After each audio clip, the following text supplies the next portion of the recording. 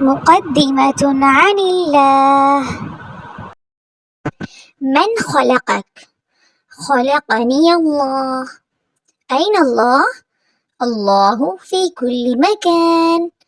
لماذا خلقك الله؟ خلقني الله لعبادته. كيف تعبد الله؟ أعبد الله بطاعته وحده. ما دينك؟ الإسلام ديني. ما هو أول واجب عليك؟ توحيد الله. كم أركان في الإسلام؟ 5 أركان في الإسلام. ما أعظم أركان الإسلام؟ شهادة أن لا إله إلا الله. ما معنى لا إله إلا الله؟